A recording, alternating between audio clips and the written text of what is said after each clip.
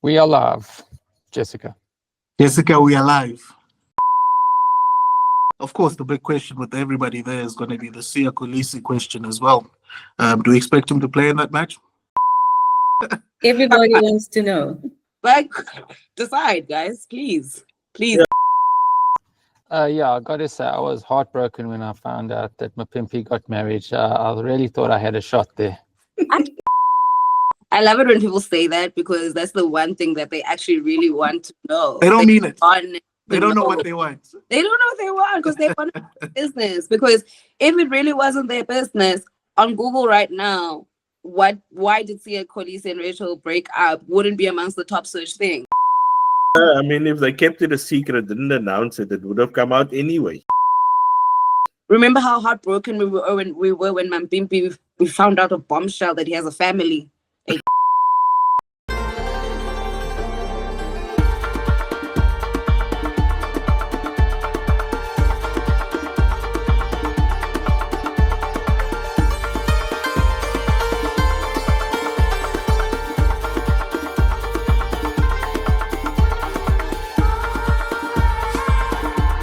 Welcome to the IOL Sports Podcast. My name is Sihle Mlambo.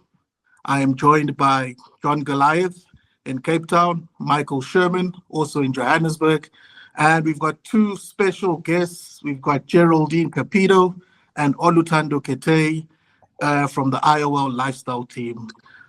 Welcome, guys. Hi, guys. Hi. Lovely to see more people is going to actually watch the podcast today than listen to it. All right, we've got a lot to get through, guys. We've got the lovely ladies here, of course, to talk about the big story of the week. Of course, was it Monday or Tuesday? We were met with the news of the divorce of Springbok captain Siya Kolisi and Rachel Kolisi. Oluthando, how is everybody taking this story? Well, I mean, how do you take the news of the first family breaking up? You take it like very personally, and that is what we've seen this week. The entire South African nation who has somehow found themselves invested in this couple is heartbroken, devastated, on the floor, ugly crying over two people's relationship. Yeah, it's. I suppose everybody's sad.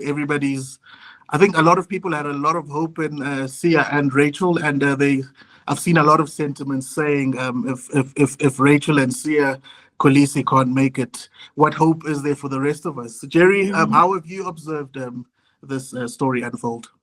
And just as you said as well, now like people have just given up on love now. You know, I mean, if Siya and Rachel can't make it, like what's up there for us? You know. So yeah, same as others as well was saying that people are heartbroken about it and just out there crying about it, you know, and yeah, just sad about what's happening.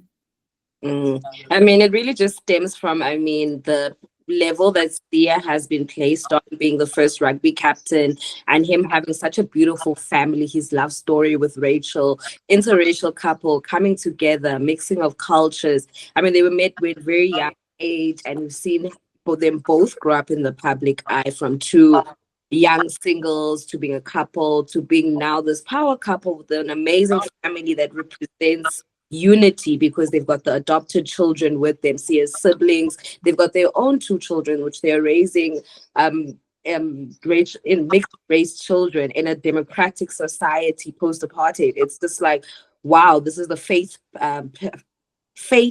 template that we always could have had in the Rainbow Nation. Yeah. Michael, you wrote a piece about how a possible injury to Siya could present some sort of answers in terms of the why the relationship has broke down. Just talk to us about that quickly, please. Yeah, the thing is, when a sportsman gets an injury, they're generally not very nice to be around. And, you know, what we see with Siya and Rachel, you know, they've got a carefully constructed PR image that they present to the world. And what we don't see behind closed doors is a grumpy, maybe irritable Siya Kolisi. You know, And the fact that he is Springbok captain and he got injured in April last year with a pretty serious knee injury. Just before the World Cup. Yeah, a couple months out. I mean, the World Cup started in like mid-September, so he was like the race against time for him, right? Yeah, he needed the knee surgery. I think he probably had it in April, and then it was just a race to first recover from the op and the injury, and then rehab, and then return to fitness. And he only just made it in time. But that period that he was out of the game and not actually knowing for sure if he's going to make it to the World Cup, as you know, he led the Springboks to the World Cup title in 2019. To not make it as the inspirational leader of the nation would have come as a massive blow. And without Kolisi, he may not have been able to spur them on to victory in 2023. And that pressure alone would be immense. So whatever that effect had on Kolisi and the relationship between Siya and Rachel, we don't know. And it could have been very dark times in their home while he is recovering from that injury. All right, back to you, Gerry and Olu. You guys have done a lot of stories around this subject. Just tell us what's been the mood like.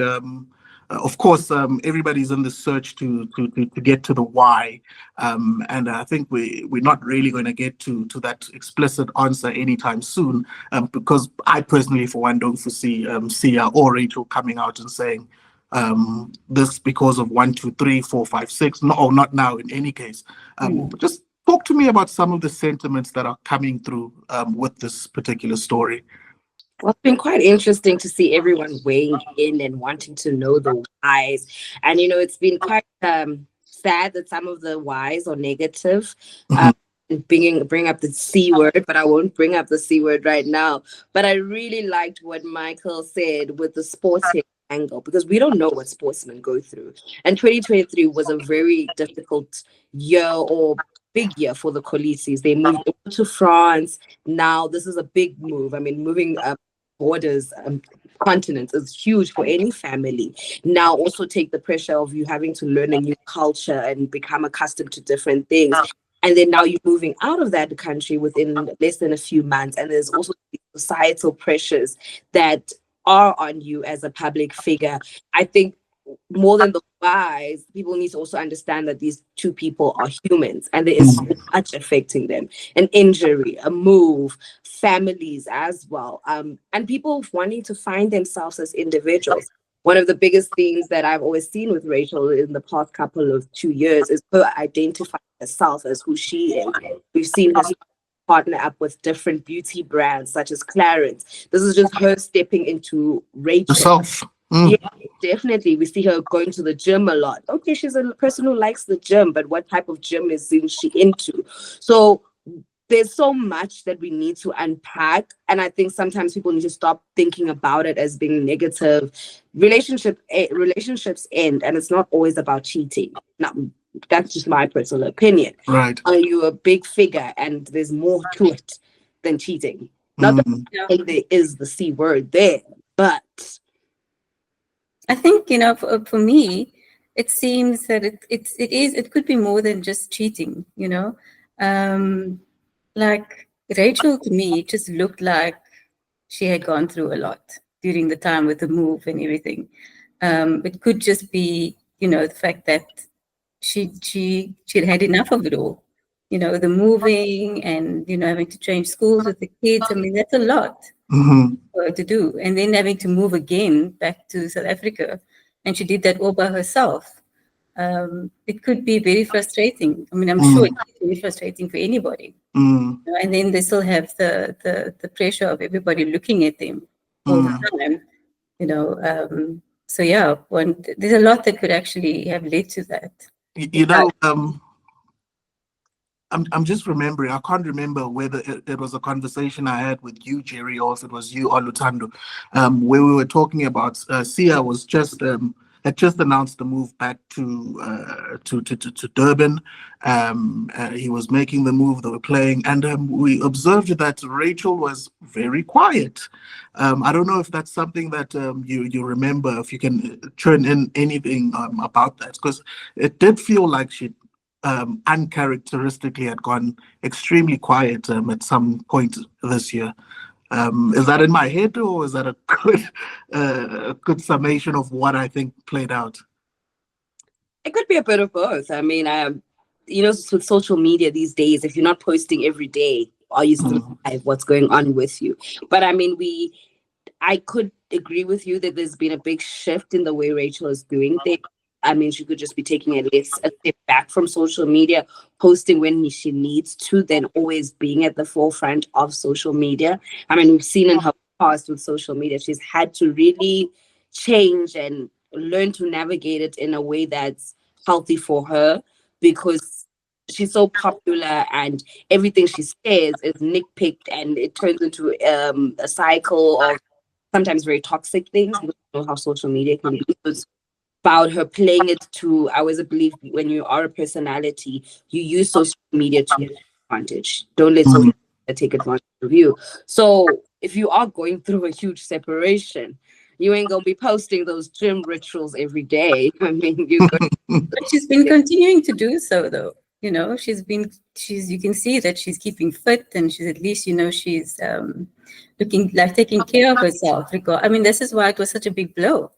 Because the issue was, just continuing with day to day, and like no one saw it coming.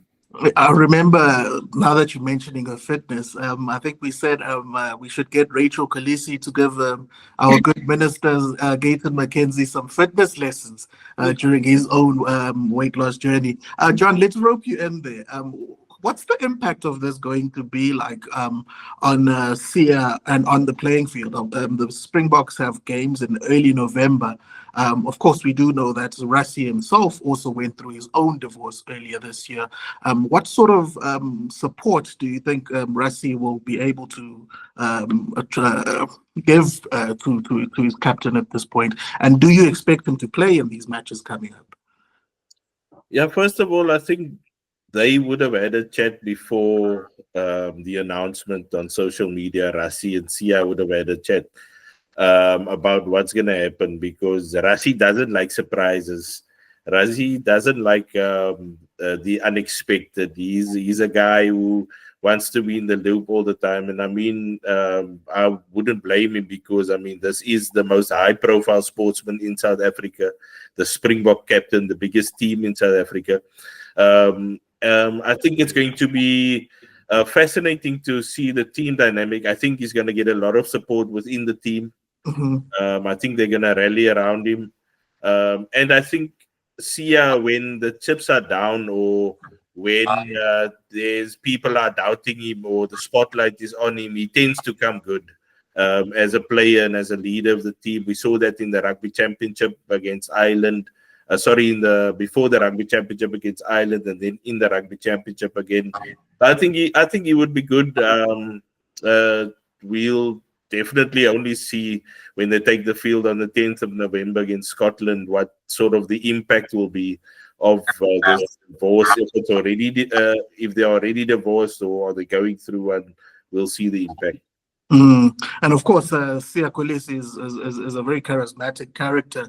I'm just thinking to the New Zealand match here at Ellis Park. I think I watched a video of him on TikTok, and the man was it was probably 12.5 minutes, just a lap around, taking pictures and photos with all the fans in the lower tiers. Of course, I don't think anybody will expect that in those games in November. Michael? No, I don't think so. You see, when he is here at home, the influence that he has on the little kids and the people wanting to get into the game is massive. So he appreciates that, and he'll take any chance to kind of grow the game, and especially here in South Africa. But when we're moving to matches that aren't in South Africa, he can maybe take a slight step back, if at all. and just focus more on the rugby. So yeah, it's going to be an interesting one to see how he acts both on the field and off the field. I tell you what, the tabloids in the UK, especially probably ahead of the game against England, they are going to probably come hard at Siya in the lead up to that match, because Siya is seen as the head boy of South Africa. In Afrikaans, I would say pity skoon papier, you know, a great example for everybody. And now this guy has got there's a suddenly there's some controversy around him. And the tabloids in the UK, they love that sort of thing. They love to sort of attract the attention from the game itself and maybe distract the spread. Yellow journalism. Exactly. So I think we'll see that going into the game against England. But again, coming back to Siya, he played half of the rugby championship with a broken nose. So when the guy his back's against the wall, he normally comes good. So it's going to be interesting to see him go. That's why I believe that we're going to be seeing the happiest Siya we have ever seen in the next couple of games. I think his charismatic charm is going to be on at 100. He is going to pull his fans in. They love him even more because our captain is still with us. Our leader still loves us. He's still taking his selfies. And I think that's what Siya does. I don't think he shows his pain. He knows how to be on, because rugby and being this leader of South Africa is my first love. And it takes the precedent before anything else. All right. As we close on this topic, guys, I've been looking at a lot of comments, and a lot of people are saying that's none of our business. That's none of our business. Where do we draw the line as journalists on this matter? I love it when people say that, because that's the one thing that they actually really want to know. They don't mean it. They don't know what they want. They don't know what they want because they want business. Because if it really wasn't their business, on Google right now, why did Siya Kolisi and Rachel break up wouldn't be amongst the top search things. Right. It wouldn't. Everybody wants to know. Like, decide, guys, please.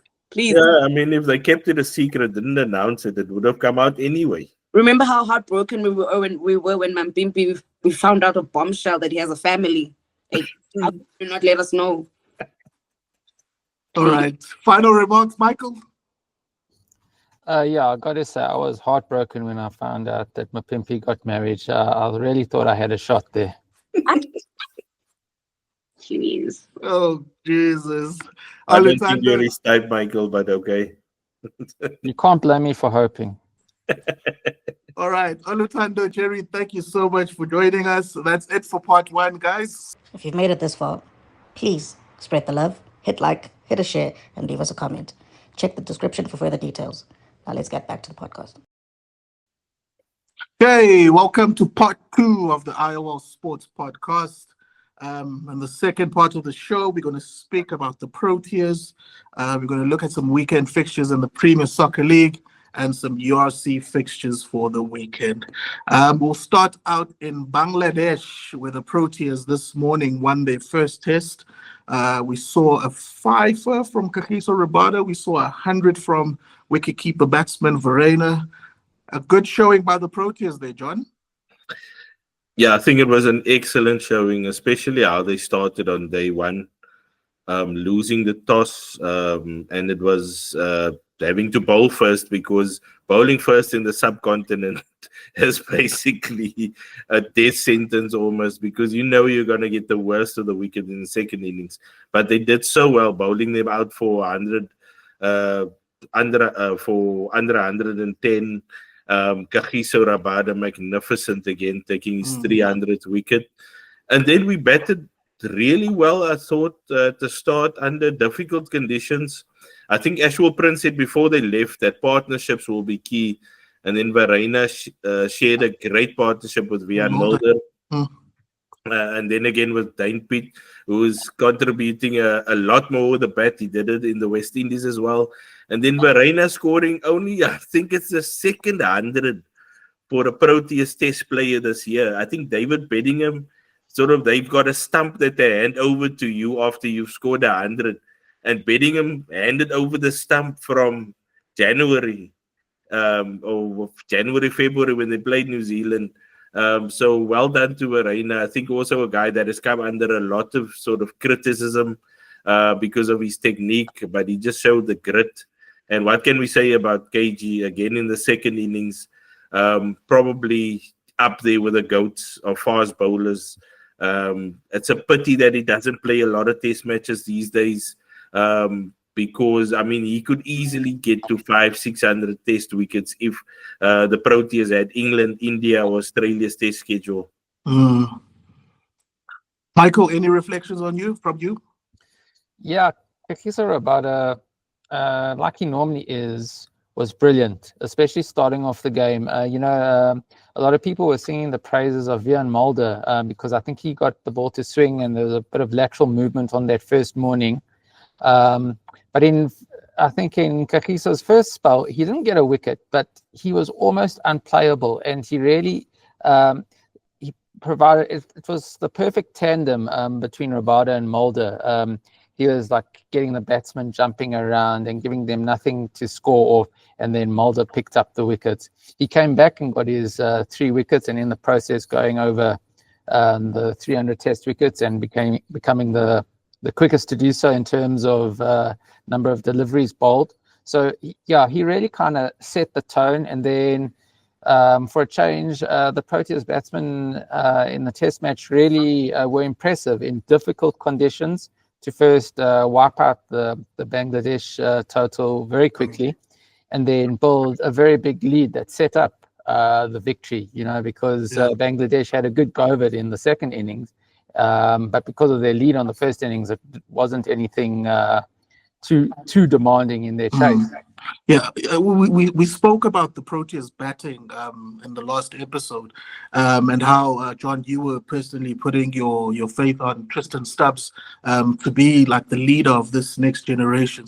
How did he fare in this particular test match? In the first innings, he made another start at 23, played a couple of nice aggressive shots. He's again backing that sweep of his, and then he made a 30 not out in the second innings. So he's a guy, I think, and a 30 from 37 balls. So he's a guy, I think, that if he can get in, he'll definitely score a lot of runs. At the moment, I think he's still finding his feet in that number 3 position. Right. Prop. Number 3 position. So I think he's gonna, with more time, and once he gets used to coming in at first drop, I think because of with the intent that he plays, the intensity, the aggression, I think he is going to be a top player once he gets it right. And for you, Michael, the middle order, how did they fare in Bangladesh? Yeah, I mean, like John said, Tristan Stubbs was pretty good in the number 3 slot, especially in the chase. It was just a very measured, but still aggressive knock from him. David Bedingham, he in the second innings he made just over 10 and about the same in the first innings. So he'll have something to prove in the second test. But Matthew Britsky, it wasn't quite the debut he would have wanted, because what did he come in at? He was number 6. Came in at 7, 6 here. Yeah, and so he made a duck on debut. It was his long-awaited debut. He's been knocking on the door for ages, and he didn't get to bat in the second innings. So it's going to be pressure in the second match. But overall, they combine quite well, especially with obviously Verena scoring the century and Siya Mulder, coming a bit lower. I don't know if you can really count him as middle order, but in the all-rounder position, coming in with a half century with the bat, it was very useful and quite pivotal, actually. I think there's a guy who's contributing at the moment. He did so in the West Indies with a ball as well. And Shukri Conrad said he was going to play, whether they play 2 fast bowlers or 3 fast bowlers. Yeah, he's going to play. He's counting on him. Exactly. And I think in the next test, a guy like Breedske maybe left out for an extra bowler because they're now going to Chittagong, where it's basically the wicket is a road. It's the N1 between Cape Town and Joburg. It is flat. There's a lot of runs out there. So you can't go into that match with just 4 bowlers. So I think they're probably going to go with a batsman light and then add the possibly extra. Michael, you wrote a piece about Sinaren Mutasami, or Lungi Ngidi might get a run as well. All right. Okay. We'll be watching the Proteas in Bangladesh next week. Now over to the PSL. We've got Orlando Pirates Amazulu on Friday, 7:30 kickoff. Royal AM's Kokune United on Saturday. Marumo Gallants and TS Galaxy also on Saturday, 3:30 kickoff. Richards Bay and Stellenbosch also 3:30 kickoff. SuperSport United Kaiser Chiefs again 5:30 kickoff. Chipper United and Golden Arrows 8 p.m. kickoff on Saturday, and on Sunday Polokwane City versus Mamelodi Sundowns 3:30 kickoff, and Cape Town City versus Magesi also at 3:30 p.m. on Sunday. Which games are we looking forward to seeing this weekend, Michael? Well, first up, it's going to be Orlando Pirates up against Amazulu. So it's going to be a very difficult assignment for Amazulu, you have to feel, because they bottom of the table. They lost their opening 3 games, and Pirates, in contrast, they kind of trying to keep the pressure on Sundowns. They tied at the top on 12 points, and already there's a 5-point gap between, I think it's 4 teams on 7 points. So you got to fancy that Orlando Pirates at home at Orlando Stadium are going to really start the match fast, and they're going to really take it to Amazulu. And I don't know what Arthur Zwane's got in store for Amazulu, or what he's got up his sleeve, but it's going to have more tears for the 10-111 in It's John. going to be panic stations, eh? If Amazulu, they lost, what is it, 3 in a row, and then they lost in the Carling Cup as well. So another one, then it's panic stations. Then we're looking at probable candidates here for automatic relegation. That is not how you want to start the season. What did you think about their performance in the CKO, John? I think they will find there was a bit of desperation there. I didn't see anything in particularly different to what I saw when the Spaniard was in charge, Martin, when he was in charge. So I think it's going to take a while still before Arthur Zwane and his co-coach, for them to sort of get their message across, to get their style of football across. But I mean, time is running out at the moment. It's almost December, guys, and they haven't won the game yet. I know the league started a bit late, but it's problems. Hey, panic stations there. And then, of course, we've got Chiefs and SuperSport United. Chiefs 4-0 winners in the Carling Knockout Cup. They'll be hoping for a repeat of that. But what are the chances, Michael? Yeah, I think Chiefs are going to be too strong for SuperSport once again. I don't know if it'll quite be 4-0, because that was the biggest ever victory they've had over SuperSport. So it will be a little different going to the league. Also, it's going to be on SuperSport's home turf at Peter Mokaba Stadium in Polokwane. So it could be a much tighter affair. But you got to feel that with Gaston Sereno and guys like that, for Chiefs finding form, and also some of the young guys coming in, it's going to be a tough day out for SuperSport, and I would have to think that Chiefs should run out winners, but maybe by 2 goals. And we obviously saw SuperSport Pirates on Wednesday as well. More tears for Gavin Hunter, John. I feel sorry for Gavin. They've got a lot of injuries. They've got red cards. It's been a difficult start. I mean, he himself said if he had a budget, he would be able for the league to compete with the big boys. I thought on Saturday they played really well. The first 30 minutes first half against Chiefs. They dominated Chiefs in terms of, especially in the midfield where they pressed man for man. Chiefs were choked, but they just didn't have that final pass, the final finish. Quality. Yes, exactly. To do some damage. And then we all know Chiefs, a team on the up now, especially in the attacking third. They took their chances when it came. I mean, Ranga missed a couple, and the fans got on his back, but he managed to get back on it, and they won 4-0. So, and I mean, Gavin must be, he must be tired of facing all these Soweto Giants. Speaking of Ranga, I think he's setting himself up for a bit of some backlash with the fans. How do you think that's going to play out? Because you've already seen people starting to make some comparisons with him and some former Chiefs strikers. I won't mention any names, but it's already starting to get a bit toxic between fans and Ranga. How do you see it playing out in the season? Yeah, that's and we've basically seen this season after season. It was before Ranga, it was Kingston Nkata.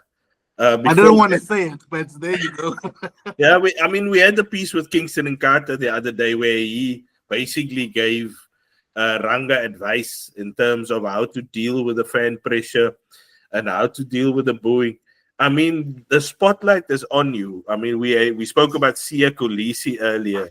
I mean, the second biggest person in the country besides the Springbok captain is the Kaizer Chiefs.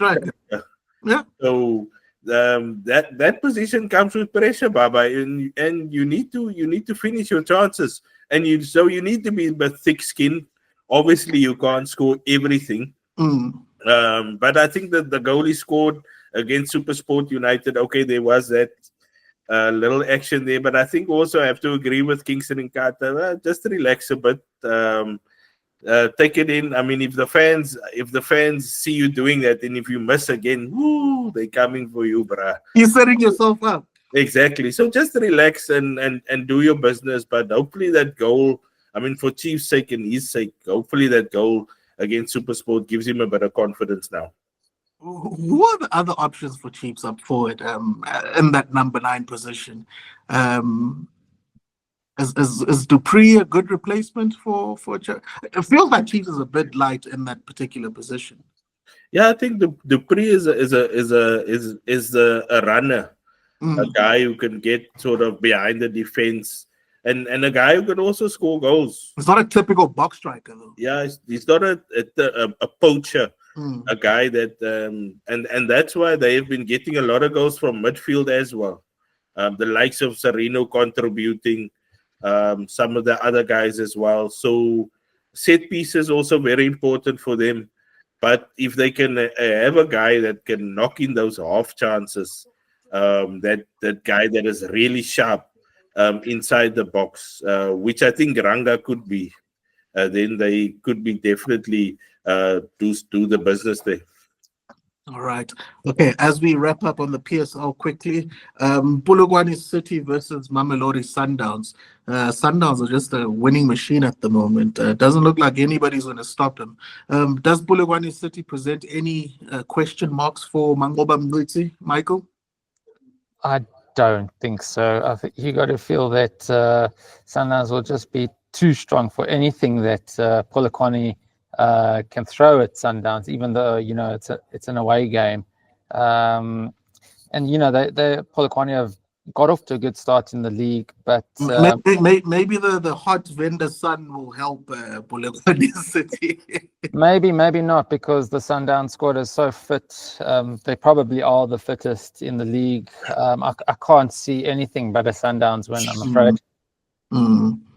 Don, we watched them play against Royal AM, who I thought actually gave it they did better than I expected them to. Yeah, I mean, there was some fight there.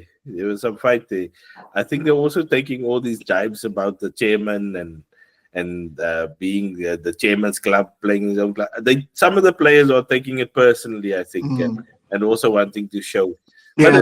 But it's like with any team, when you play against the likes of Sundowns, Chiefs, Pirates in South Africa, Normally the guys are up for those matches, which is the norm. I just think that the Royal AM and they need to sort out their issues with the paying Nurkovic and paying whoever they need to pay, because you can't go through 2 seasons without getting any players. Yeah, because you've got injuries, players leaving as free agents. You're ending up playing a chairman now. Please, guys, sort it out. Yeah. I was actually, funny enough, watching some videos of the chairman and his friends on TikTok yesterday.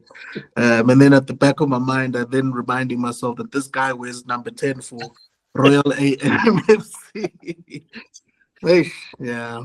All right. Final segment. The RC rugby. Couple of games this week. Benetton versus the Blue Bulls on Friday. And then we've got the Stormers against Glasgow Warriors. How do we see this playing out as we wrap up, John? It's a big game for the Stormers, playing the defending champions, and they're not playing at Cape Town Stadium, they're playing at the Dani Craven Stadium in Stellenbosch. What's going on at the DHL Stadium? The second home. I think they are preparing for some concert or something, but the Stormers have in the past played at Dani Craven. I'm not quite sure why, specifically this weekend. They are unbeaten there at the Dani Craven Stadium over the last 3.5 years in the URC.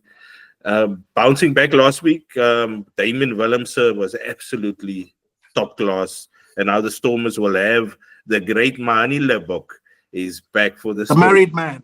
The married man is back for the Stormers. So, and it makes it so interesting because you've got Mani Lebok, Damien Willemse, and Warwick Gelant in the same backline, possibly this weekend.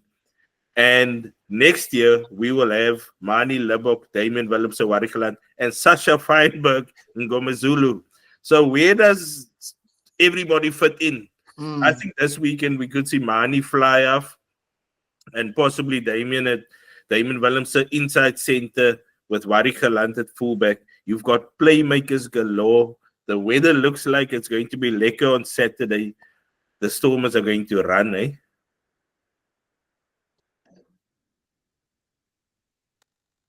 All right. Michael, any reflections from you with the Blue Bulls? Are they still called the Blue Bulls, by the way? It's just Bulls now, right? That's the Bulls. It's just Bulls. Vodacom Bulls.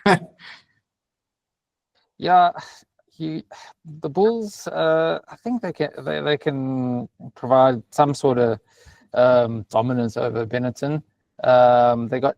If you look at their side, they got so many Springboks in their lineup. It's just. It's quite scary. I mean, guys like Wilco Low and Marcel Coetzee, they're going to really set the hammer down for the Bulls, you would think.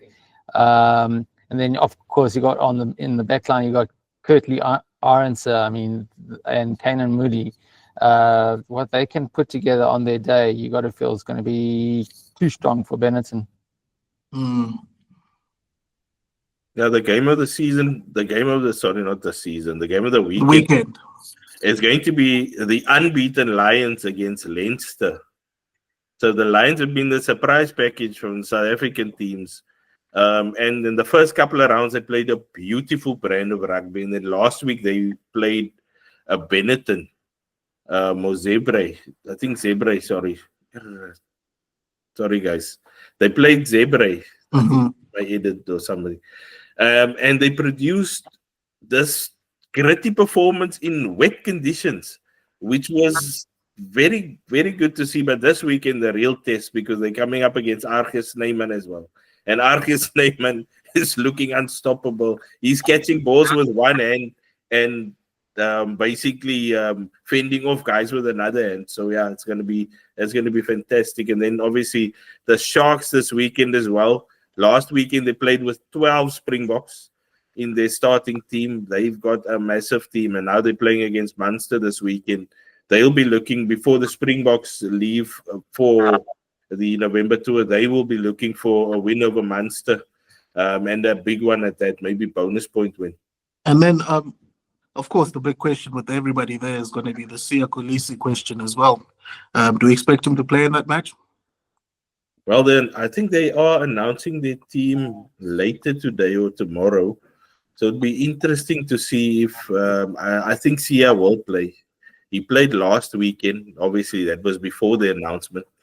I think he will play. If he doesn't play, then I would sort of have a bit of curiosity about did he ask not to play because that was only their first game back, basically. It might be just stage managing the entire ordeal.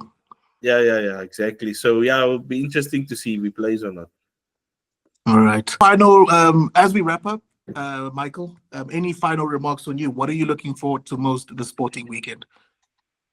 Yeah, I think it actually could be a really intriguing matchup, Leinster Lions. Lions actually are my team because I've always lived in Joburg. Joburg boy. Yeah. So, and this season you think, okay, you look at who they're playing on paper and you think, okay, well, this is going to be a loss for the Lions. That, you always feel like they're the weakest of the South African sides, but not anymore. And they could actually spring a big surprise over Leinster. So that's actually my dark horse for matchup of the weekend. All right. And for you, John, as we wrap up, what's your highlight for the sporting weekend? I think football-wise, definitely Chiefs SuperSport again. I think Gavin Hunt is going to come with some sort of plan to rectify. You think he'll get some revenge? Try and get some revenge. If he does manage to get revenge, I don't know if he will manage it. But I think he's going to definitely look to put one over Chiefs. And then rugby-wise, I'm in Paul. The Stormers will be in Stellenbosch, 20-minute drive. So for me, I'm going to go out there and watch it. It's going to be a lot of fun, I think, because the Stormers play a great brand of rugby. They've got Barney Libbok back. They've got. I was about to say, you look like you're looking forward to seeing Manny do his thing again. I'm looking forward to see Manny in the flesh again. You've got your money on the money. I've got my money on my money for this weekend. And yeah, I'm hoping to be royally entertained in Stellenbosch when the Stormers play the Glasgow Warriors. All right, fantastic. Thank you so much, guys. Special thank you once again to Oluthando Keteyi and Gerry Cupido for joining us on this special edition of the podcast. It's nice to get some women in the room, right? Yeah, that's what I said. A lot of people are going to watch the podcast rather than listen to it. Exactly. All right, and thank you to you too, John and Michael. Lunga and Mtobisa will join us next week. Enjoy the sports weekend. Good night, good morning. Bye-bye. Cheers, guys. Cheers. Thank you.